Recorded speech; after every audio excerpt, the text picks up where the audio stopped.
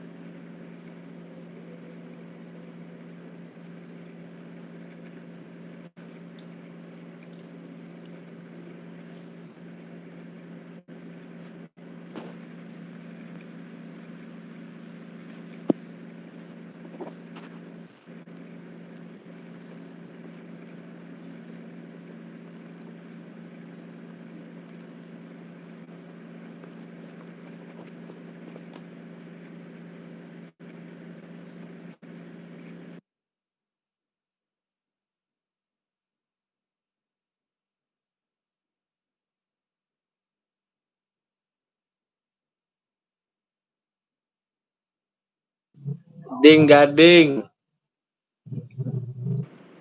Assalamualaikum warahmatullahi wabarakatuh. Waalaikumsalam warahmatullahi wabarakatuh. Gimana Kak Gading kabarnya? Kau yang di lagi? Alhamdulillah, saya di Gresik sekarang. Kapan yang Jogja? Wes mari, wes rampung. Oke, musrif putu sih. Oh. Musrif Aswiro. Ora, aku ora musrif. Maksudnya mau play sing musrif. Oh, kapan yang daftar? Hah? Kau pengen dati musrif? Ora, Pak. Tapi kok senyum-senyum? Bisa musrif lho. Ya aku takut wae. Ora. Kowe to? Apa tuh? Kowe musrif to? Betul ya.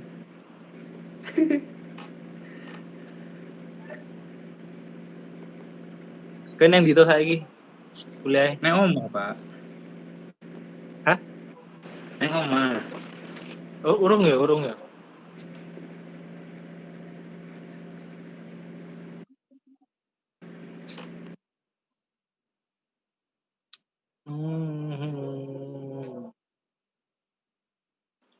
Antani Zaki yo.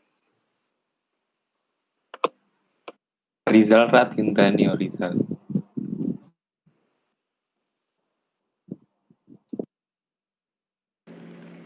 Orang yang asrama Andi. boleh. Waduh. Seminggu aku.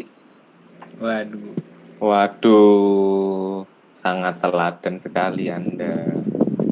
Kena sih. Kan aku lagi balik apa?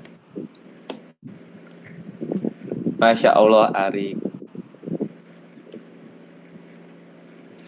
Masya Allah kabire. Tat, saya hadir, Tat. Saya tarik dijawab itu aja. Loh, start move lah maksudnya, bukan saya. Saya mau siapa? Tat absen, Tat. Saya hadir absen dulu, Tat.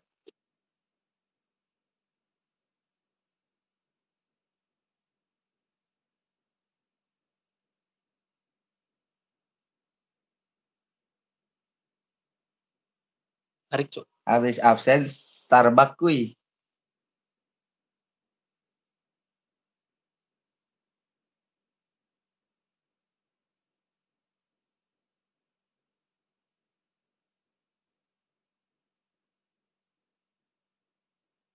Ayo nggak sumbing.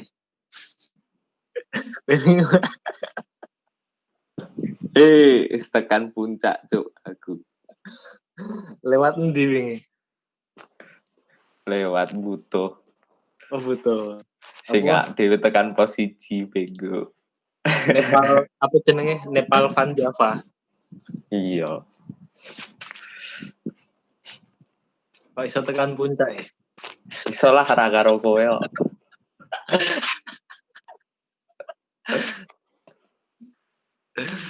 Nek Covid ngene iki po? Sulit aksesnya. Biasa wae. Nunjuke surat-surat kayak apa? Mung surat keterangan sehat. Wis. Ya lo pas kestren kok. Kalau PMI lah gratis. Kowe sih PMI.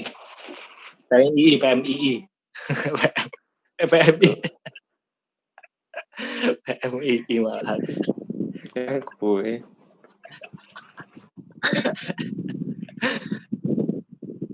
Iku selama 10 entuk dinggoni rae. Olah lah. Oleh ae to. Makanya Zaki kayak biasanya yuk dolan asrama 10. Zak, wifi asrama 10 is dipasang Zak. Wes. Kenapa po ngono turu neng apa? Lantai loro ngono. Nah apa kasur gua ono loro kok. Ijek neng kasur po neng kono. Asem. Kasure sih kinyis-kinyis anyar lek.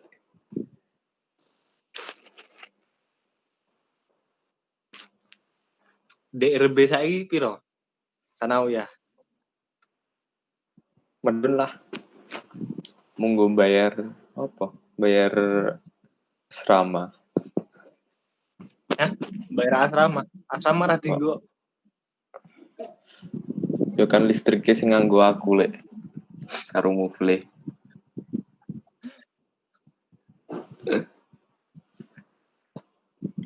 Rong menit nih mulai ya. Lihat sih. Lah Rizal ra dinteni yo. Lagi hataman deh. Nyari. Cing. Pak Salim jek neng kono. Din. Ije Lagi play. pamonge se padha lek. Tekanan deh.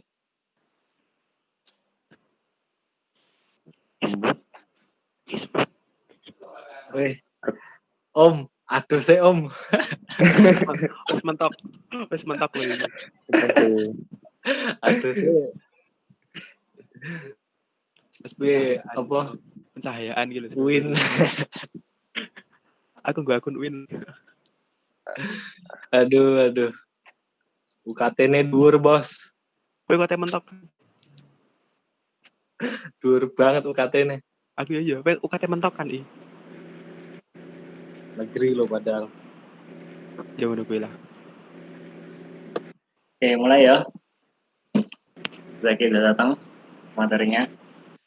Oke, mulai. Bismillahirrahmanirrahim. Assalamualaikum warahmatullahi wabarakatuh.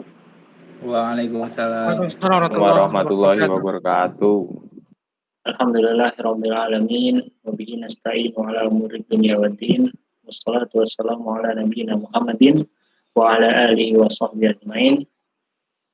Puji syukur kehadirat Allah dan salawat serta salam kepada Nabi kita Nabi Muhammad sallallahu alaihi wasallam. Alhamdulillah untuk pada malam hari ini kita bisa berjumpa lagi dalam kajian MMXX mengaji ya. Keluarga 2020 mengaji, semoga kita tetap istiqomah menjalankannya. Untuk malam hari ini kita akan dibersamai oleh Akhuna Zaki Kusumaning Satrio dan juga nanti ada Afrizal Fazaikal dengan tema kita dan akhir dunia. Ya. Untuk prolognya mungkin kita melihat kondisi sekarang ini banyak sekali ulama yang wafat dan banyak sekali bencana alam yang terjadi di Indonesia ini. Kenapa sih kok ada kayak gitu? Nah, insya Allah akan dijawab oleh Ustadz kita, Ustadz Zaki dan Ustadz Rizal. Sebelumnya mari kita mulai dengan basmalah sama-sama. Bismillahirrahmanirrahim. Semoga kajian malam hari ini bisa menambah ilmu kita, menambah wawasan kita. Oke, langsung saja kepada Zaki sebagai pemateri pertama, saya persilahkan.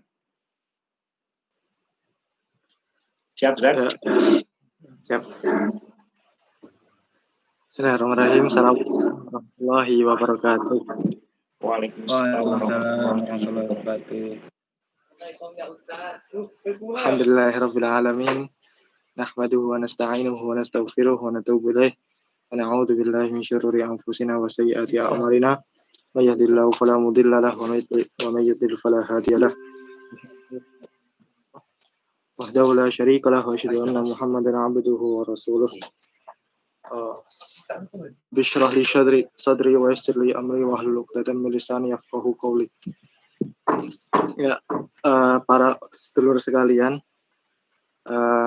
untuk membuka acara ini, insya Allah nanti materi utama akan disampaikan oleh Afrizal.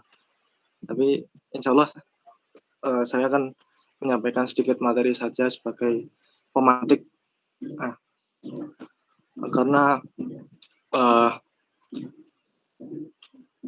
ini masih awal tahun dan di awal tahun ini Indonesia sudah mendapatkan begitu banyak kejadian, baik itu yang kejadian-kejadian yang menimpa setiap jiwa, masing-masing jiwa, atau kemudian dalam lingkup keluarga, umat Islam maupun seluruh dunia.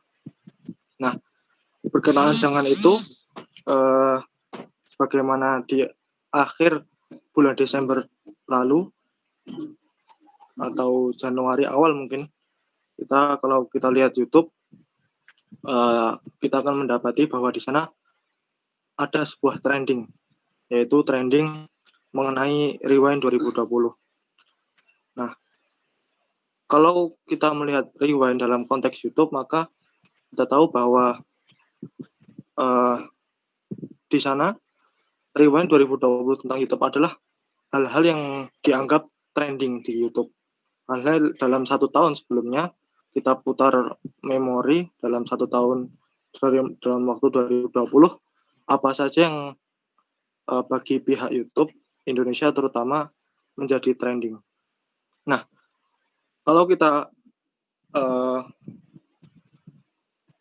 tadaburi bersama bahwa fenomena Rewind ini sebenarnya juga berkaitan dengan kehidupan manusia.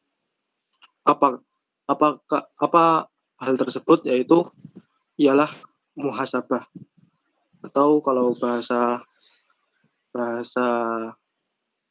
bapak-bapak Muhammadiyah yaitu refleksi akhir tahun. Nah, kalau kita bahas satu persatu apa saja yang harus kita muhasabahi, itu waktunya tidak akan cukup.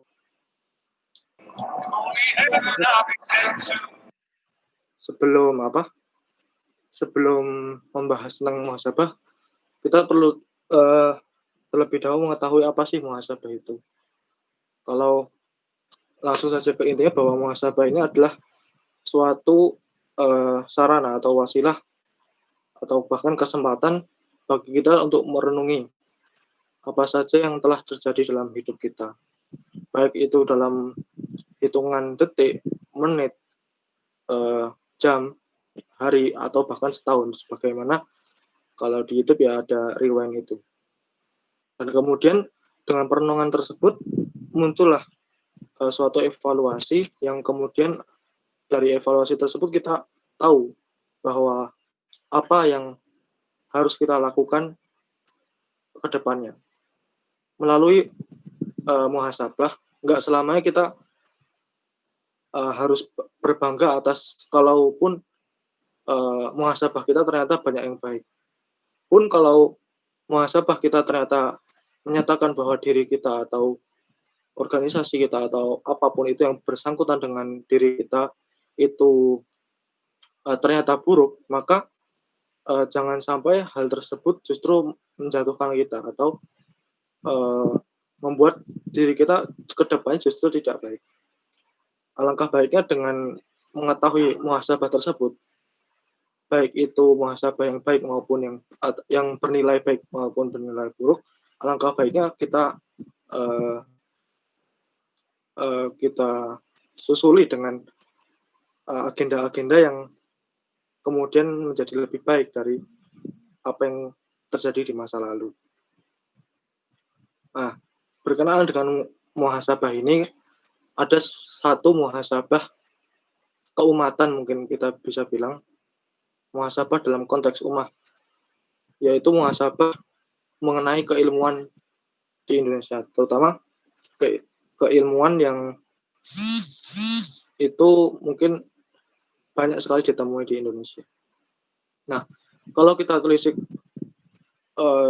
lebih mendalam, terhitung dari, kalau saya dulu pernah lihat, hanya sebatas dari NU saja, mungkin dalam kurun bulan Februari hingga awal November 2020 saja, dari kalangan NU itu yang meninggal, para ulama yang dari kalangan NU yang meninggal berjumlah sekitar 82 ulama. Lalu di bulan Januari ini, kalau kita melihat apa yang diupload oleh Hijrah Fest dalam akunnya, kita mendapati dari 1 Januari 2021 hingga tanggal 20 atau 19 Januari kemarin, didapati ada sekitar 19 orang yang meninggal.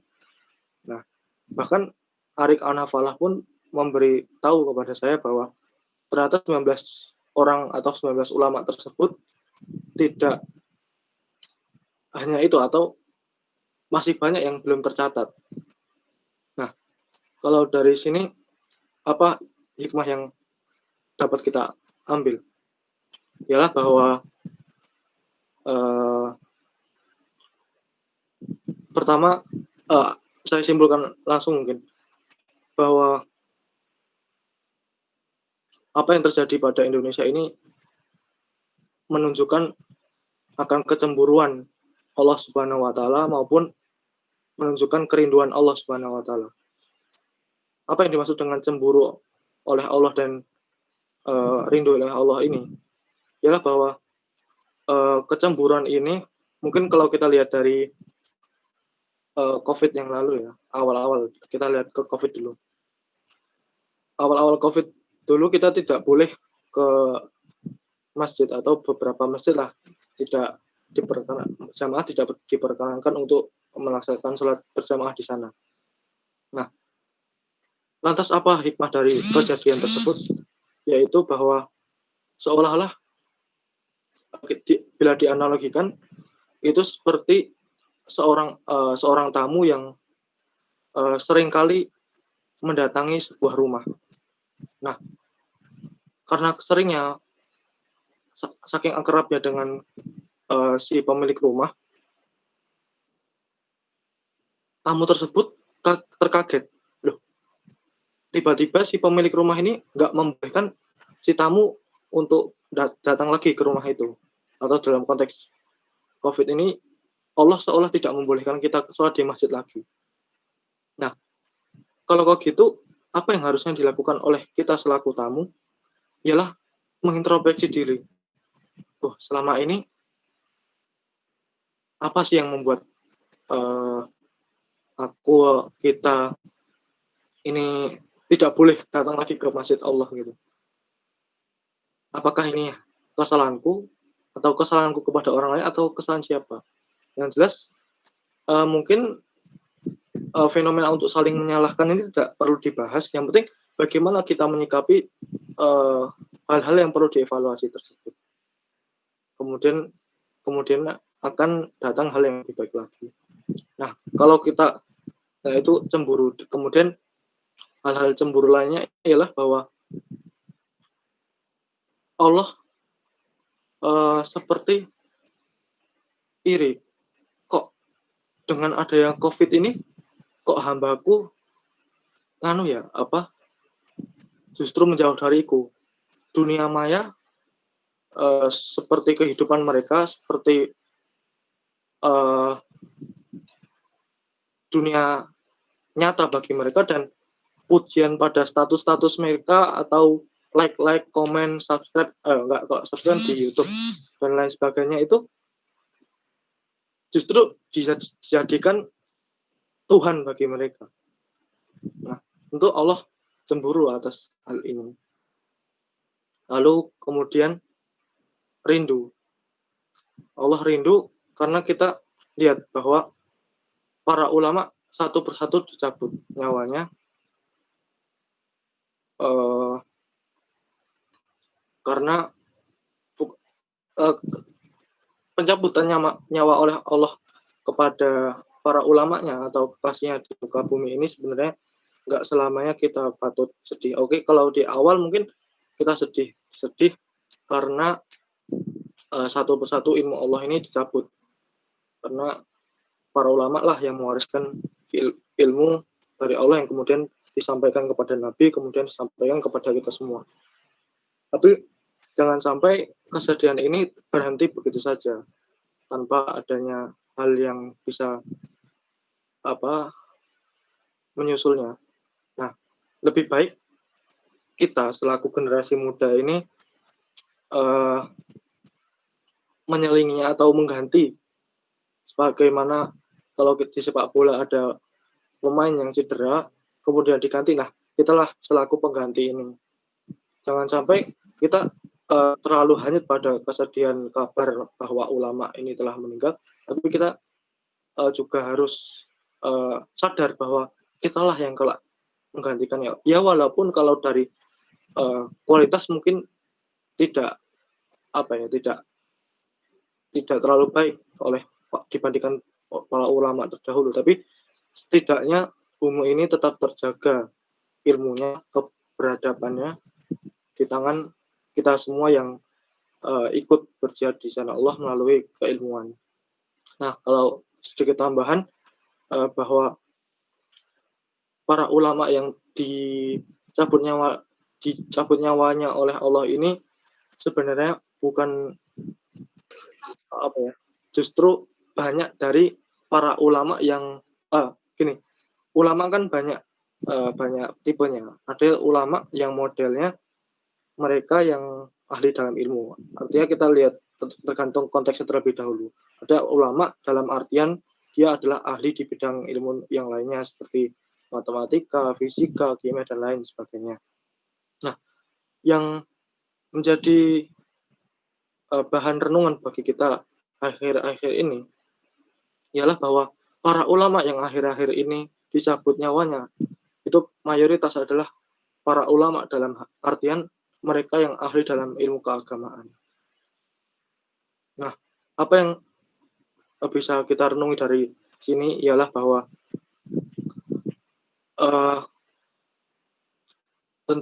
tentu Allah ingin kembali hambanya itu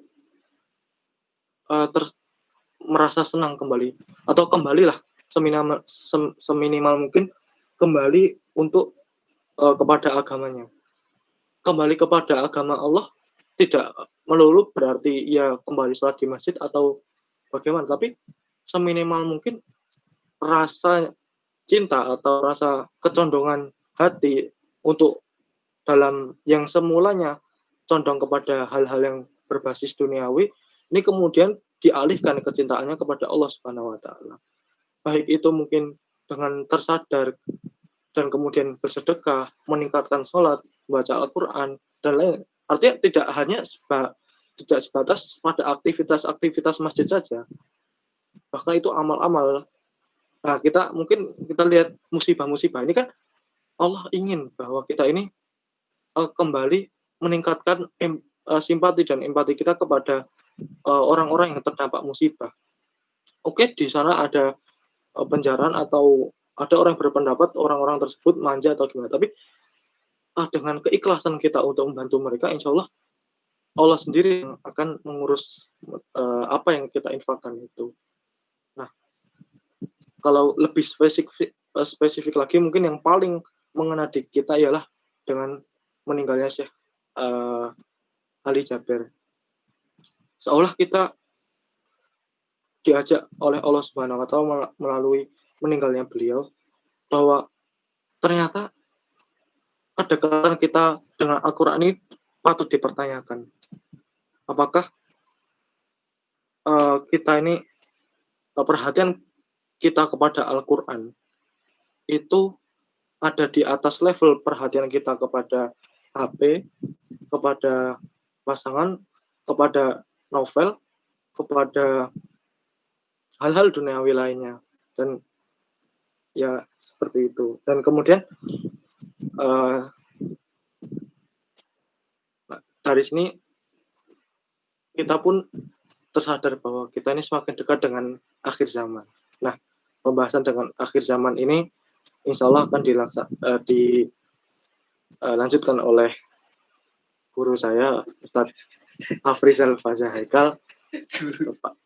Ora. Aku yang lanjutin, aku langsung mau ufleh dulu mungkin. Langsung juga nggak apa-apa. Silahkan. Afrizal, saya persilahkan. Masya Allah. Apa Ustaz Solikin? Astagfirullahaladzim. Assalamualaikum warahmatullahi wabarakatuh. Waalaikumsalam. Bismillahirrahmanirrahim. Alhamdulillahilladzi faddala bani Adam bil ilmi wal amal ala jami'il alam. Segala puji bagi Allah yang telah memuliakan Bani Adam dengan ilmu dan amal.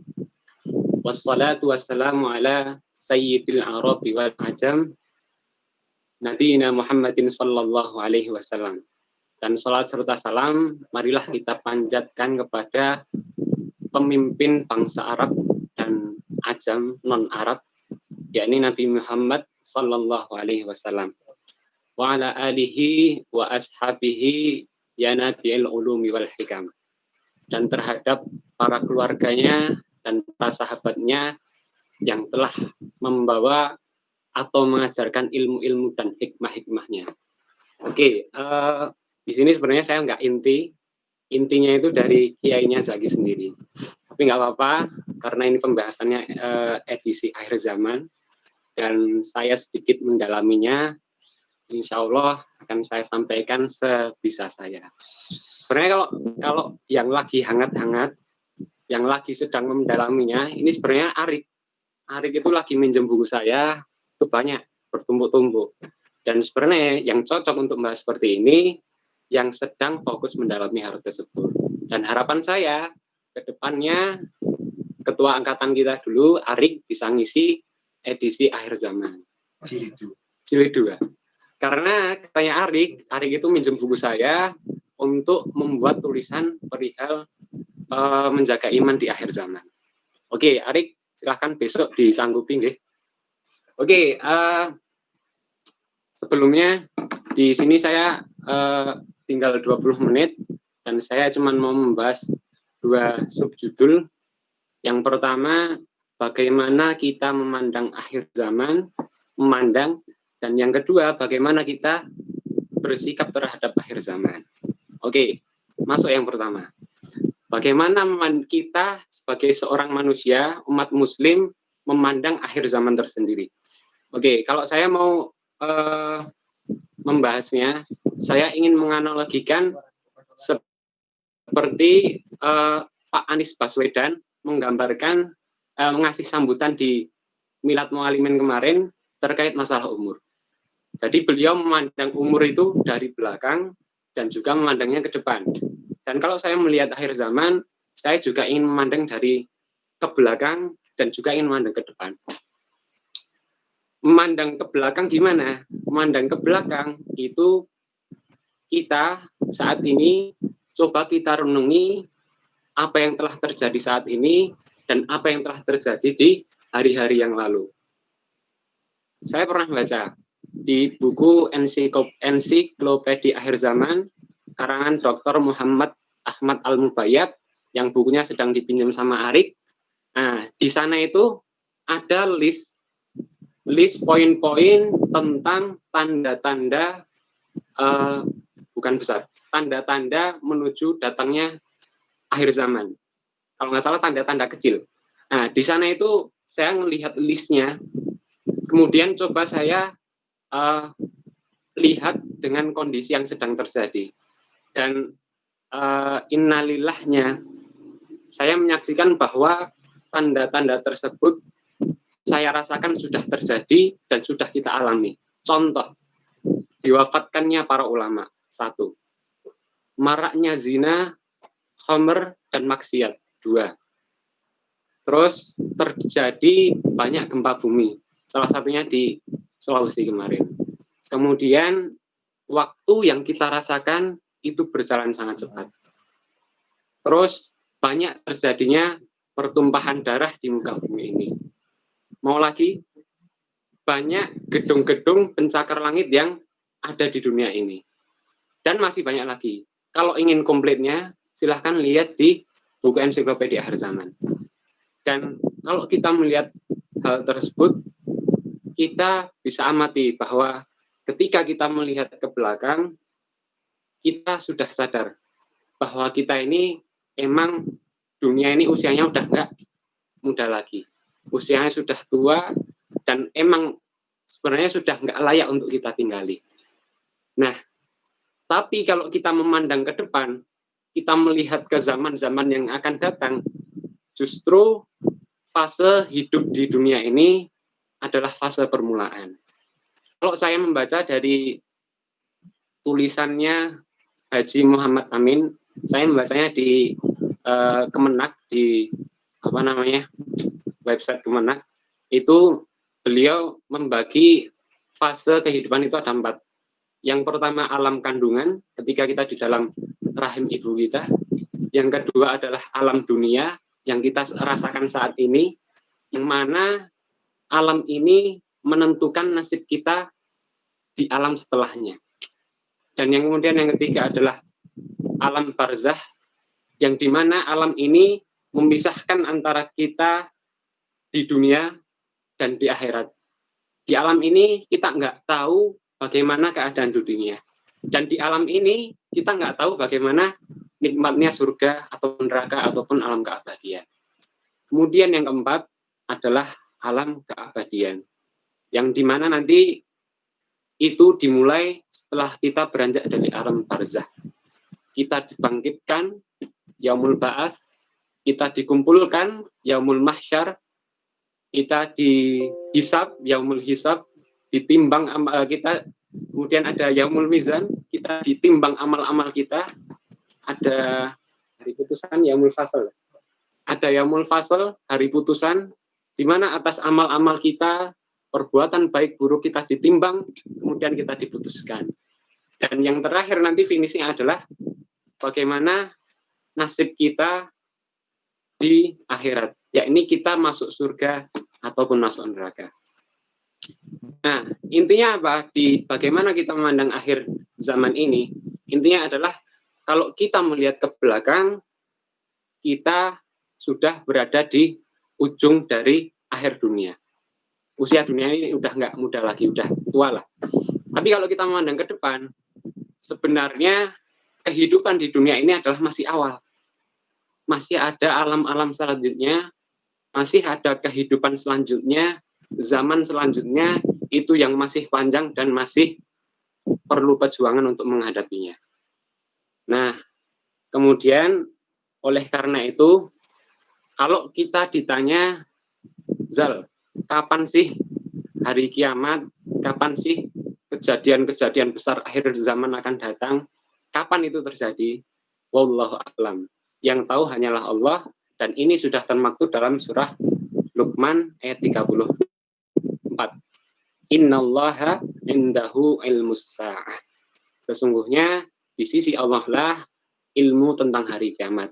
Jadi kita nggak usah mengira-ngira kapan. Boleh sebenarnya mengira-ngira. Mengira-ngira dengan melihat kejadian yang terjadi. Mengira-ngira dengan tanda-tanda yang sudah terjadi, maka sebentar lagi mau terjadi. Tapi kalau waktunya kapan, kita tidak tahu. Begitu, kawan. Oke, kemudian memasuki pembahasan bagaimana kita menyikapi akhir zaman. Kalau dari saya pribadi, ini tulisan yang saya buat sendiri dengan persiapan. Kalau saya menyampaikan sesuatu tidak persiapan, saya nggak bisa ngomong. Alhamdulillah sudah persiapan. Nah, kalau saya pribadi, bagaimana menyikapi akhir zaman? Pertama, kalau kita ditanya mempelajarinya itu wajib, boleh, ataupun sunnah. Saya tanya, kalau seperti itu, maka jawabannya bagi saya pribadi itu wajib. Tapi walaupun wajib, ya juga tidak berdosa kalau tidak mempelajarinya. Wajib karena apa? Karena kalau kita tidak mempelajarinya, nanti ketika kejadian akhir zaman itu terjadi, kita bingung mau ngapa. Dan kalau kita bingung, mesti melayu ngendi-ngendi. Itu yang pertama. Dan yang kedua, ketika kita mempelajarinya, ketika kita mendalaminya, silahkan kuatkan hati kita. Karena apa? Karena kalau kita mempelajarinya, bisa jadi kita menjadi putus semangat, semangat urip, pasrah banget. Karena saya pernah ngalami seperti itu. Dan saudara saya Surya ini juga pernah ngalami. Dan ya emang gitu, kalau kita terlalu, wah, jalan kas kiamat leh, ya wes rasa semangat. Nah, kita mesti, udah pasrah banget sama hidup ini.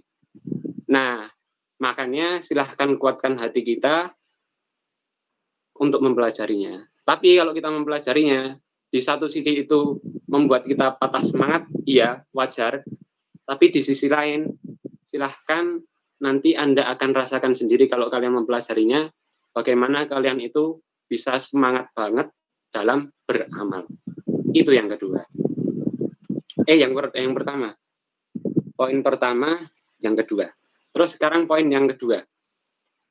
Kalau kita mau belajar perihal akhir zaman, ini ke siapa? Ya ke ahlinya.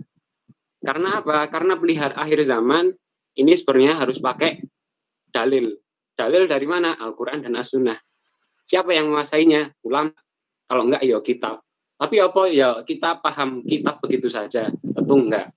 Makanya kalau kita mau belajar hal seperti ini, jangan dari saya. Karena saya belum mencapai kapasitas ilmunya. Ya belajarnya dari ulama. Karena mereka yang paham, mereka yang belajar Quran dan Sunnah, ya gitu. Dan kalau ditanya, siapa aja sih guru-gurunya? Siapa aja ulama-ulama yang kompeten dalam akhir zaman?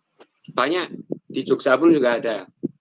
Kalau bisa saya buatkan listnya, ya ada Ustadz Zulkifli Muhammad Ali, ada Ustadz Ihsan Tanjung, ada Ustadz Abu Fatihah Al-Adnani, ada Ustadz Rahmat Baikumi, ada yang di Jogja, itu Ustadz Fakhru Rozi Abu Syamil, beliau juga pakar dalam hal ini. Kemudian ada juga Syekh Imron Hussein, dan masih banyak lagi. Ya silahkan nanti dicari sendiri, karena masih ada teknologi, mumpung masih ada teknologi, silahkan cari siapa ulama yang bisa menjelaskan perihal ini. Terus, ini adalah poin yang ketiga. Poin yang ketiga adalah beberapa pesan dari saya, yang saya nukil dari beberapa kalam para ulama, para ustadz, para guru saya. Semoga dapat menjadi nasihat bagi antum dan juga saya sendiri. Nasihat saya yang pertama, silahkan untuk para pelaku kesalahan, para pelaku maksiat, pun begitu juga saya, dan kita semuanya, silahkan kita segera bertobat. Lek endang tobat, rasa ngenteni kiamat. Karena apa? Dan jangan memandang, wah dosaku akeh, wah aku mesti bakal diampuni amarga dosaku. Jangan memandang seperti itu. Karena saya pernah mendengarkan kajian dari Ustadz Ihsan, guru kami di Ma'had Tahfiz ini.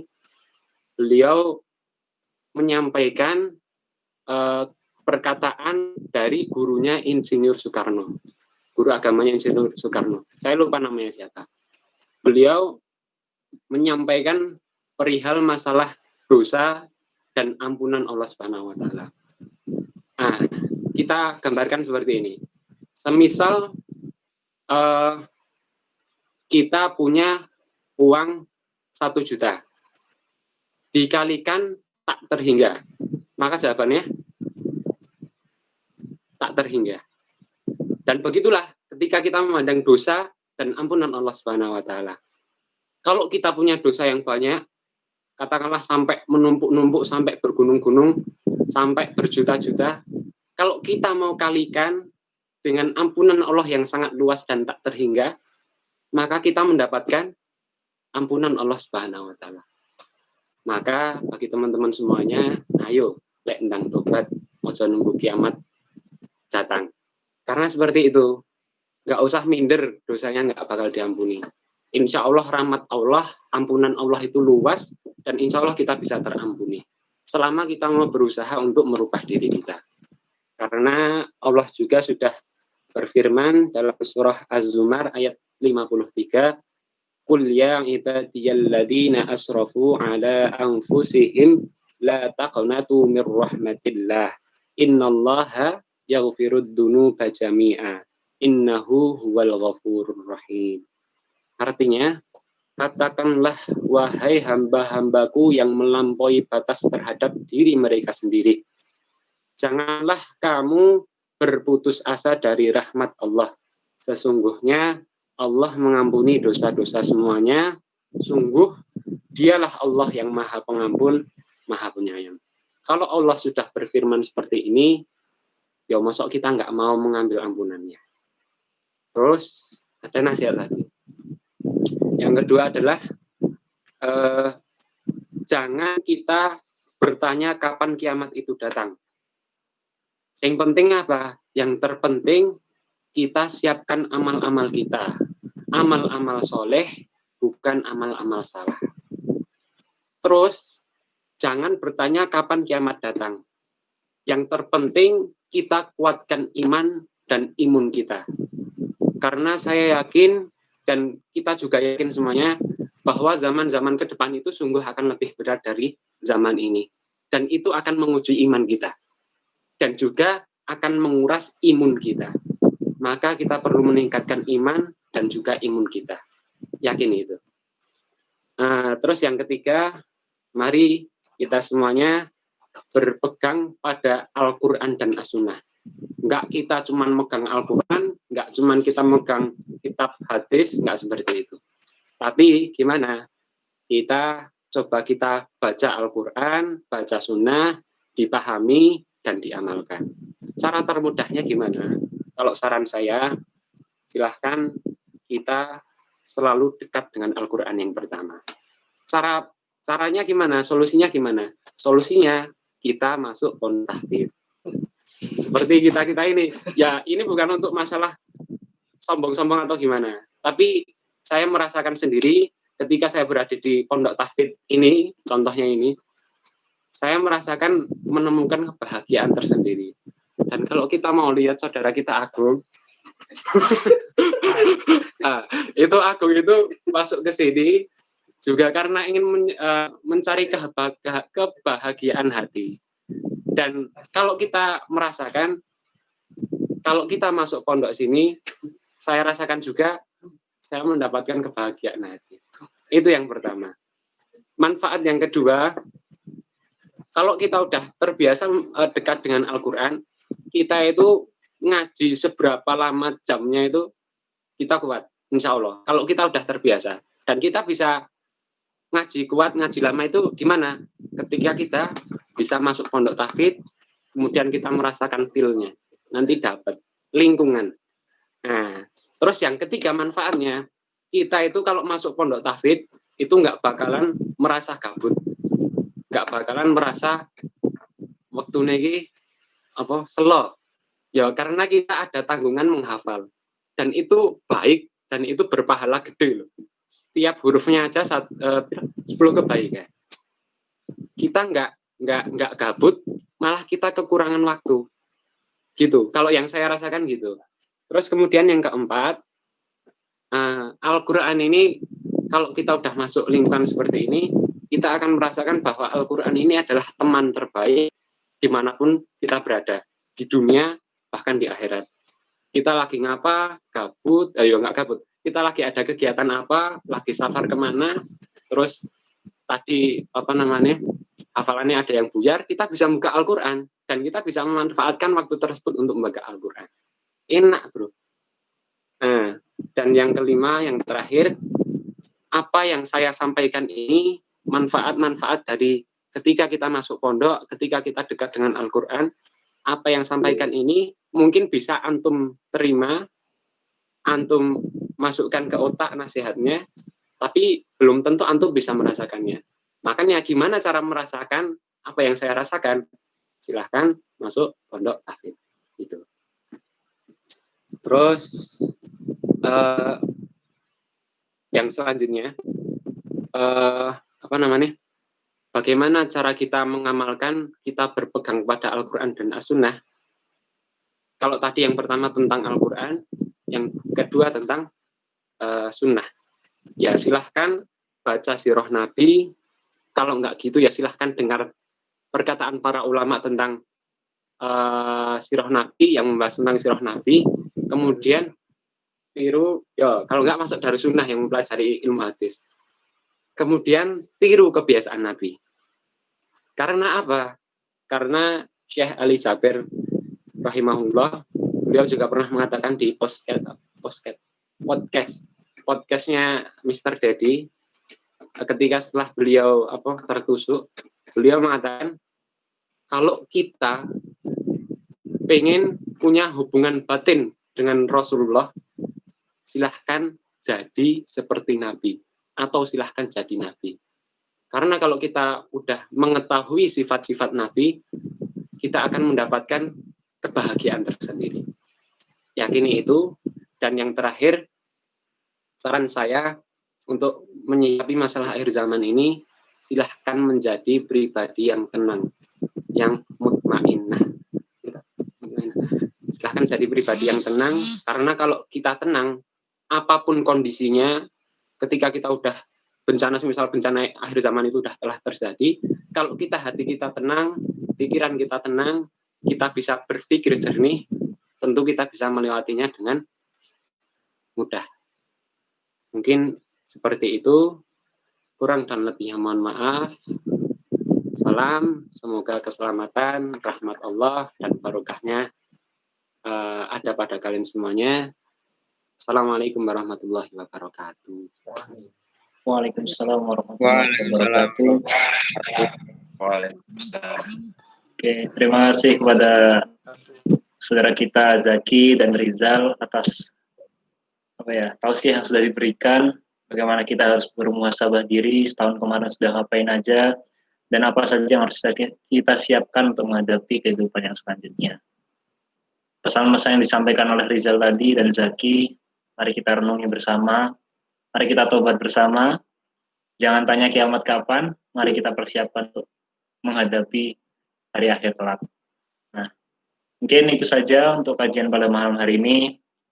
Mungkin kalau mau foto bareng, seperti biasa, bisa on cam, yang mau on cam. Dan kalau mungkin ada pertanyaan satu orang saja nggak apa-apa, bisa dijawab.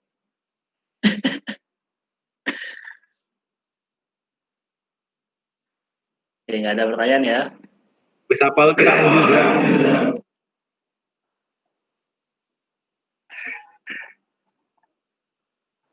Oke. Jawab, Zal. Bisa apal kita Nek sing takon Jawabnya wong sing padha ning pondok tahfidz, aku gelem jawab. Sedih. Ya, aku tuh ya 1, 2, 3. Oke, sana. Oke, sip. Nah, itu saja. Nggak ada pertanyaan lagi untuk kedua Ustadz kita. tanya Tat. Siapa yang mau nanya? Ustadz Rizal. Tanya. Ketika kita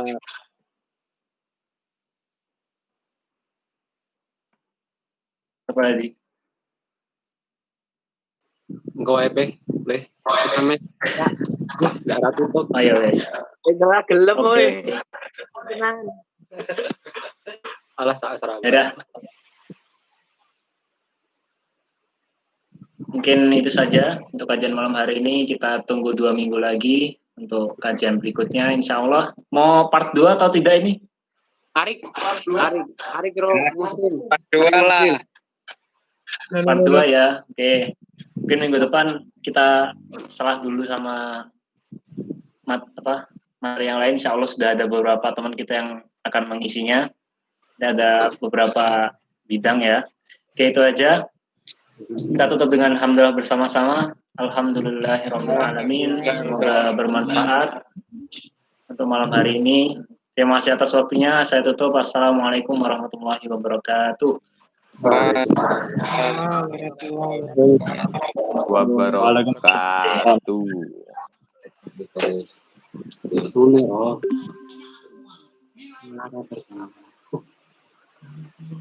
Coba spray sapa iki?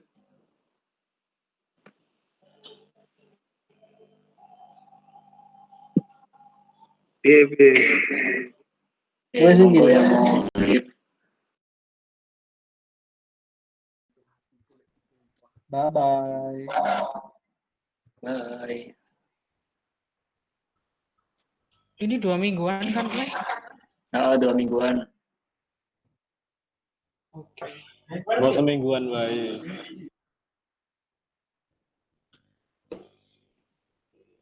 Kecepetan kuwi.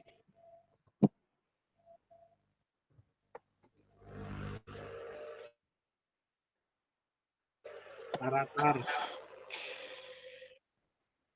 Terus baik. Atar. Assalamualaikum. Assalamualaikum. Waalaikumsalam. Ya, minggu depan Arik atau mau yang lain? Mana loh? Kok jadi saya sih? Ada saya tuh malah. Tak untuk saya ya. Maksum sih wae ya. Assalamualaikum. Waalaikumsalam. Ya, salam. Minggu depan ini saya sendiri lanjutin ini. Atau yang lain dulu, Rik? Mending yang mana, Rik? Ya, terserah. Vitas, menurutmu Sinane, Faris, Firdan? Oke. Mau ini boleh, mau langsung juga nggak apa-apa. Karena biar nyambung gitu loh. Rik dulu. Oh iya. Arik ya? Siap, Rik? Kapan? 2 minggu lagi berarti. Wah, ya. Saya tuh nyampein apa coba bayangin. Ya, prepare itu bagaimana? Bagaimana ya persiapan kan tadi tentang itunya kan, tentang bagaimana itunya, kita harus persiapannya bagaimana. Nanti sama mesin ngono ya. Ya nanti gampang. Ya soalnya ya oke lah nggak apa. Oke, yang lain tak undur dulu tadi. Jadwalnya kan yang nanti udah banyak. Iya, tapi ya nanti coba dibahas. Tanya. Ya nggak apa. Yes ya, monggo yang mau salat aku mau salat. Assalamualaikum. Assalamualaikum warahmatullahi wabarakatuh.